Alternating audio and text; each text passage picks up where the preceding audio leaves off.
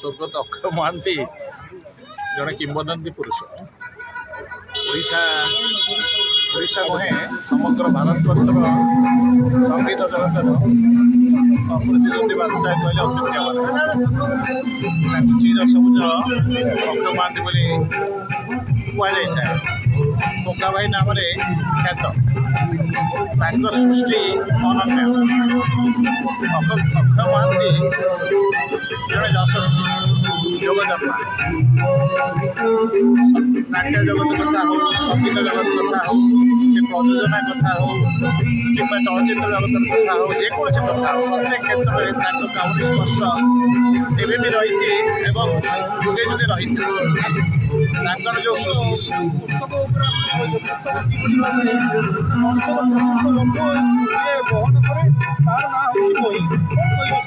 वास्तव में पुस्तक हूँ बंधुटी सखाटी सहोदरटी एवं आत्मीय स्वजन कहले अत्युक्ति हो ना तेणु पुस्तक संपर्क में ये जो बौद्धिक जगत ये बौद्धिक जगत को रूढ़िबंध कर पुस्तक अवदान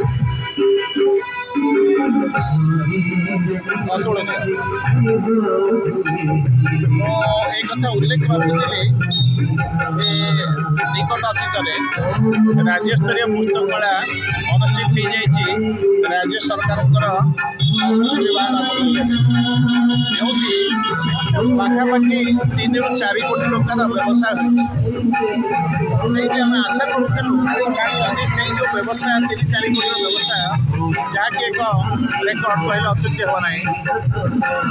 जो व्यवसाय जब ग्रामांचल में पहुँची पारता ब्लॉक हेडक्वार्टर हो कि जिला हेडक्वार्टर हो जब पहुँची पारता ताले निश्चित भाव ओडिशार जो विकास बैतरणी आगक जाऊँगी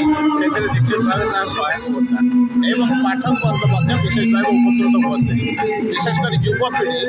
एवं स्कूल कॉलेज उच्च शिक्षानुष्ठान जो मैंने गवेषणा रत अच्छा जो मैंने उच्चाकांक्षी उच्चाभिलाषी से पुस्तक जीवन को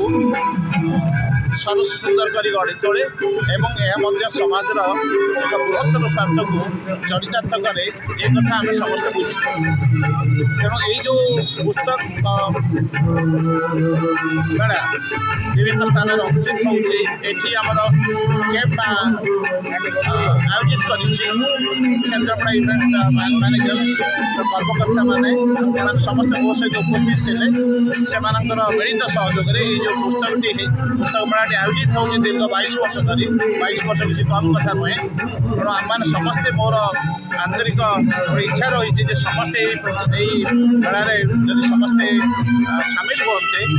समस्त किसी ना कि बुढ़ी प्रकार अवदान रुहता ताल निश्चित भाव केन्द्रापड़ा ना समग्र विश्व प्रतिपादित होता ये आशा भरोसा रखी प्रभु जगन्नाथ एवं ज्येष्ठ भ्राता बलदेव पादपद्म मिनती करुच्ची ये पुस्तक मेला चिरस्थायी हो दीर्घस्थायी।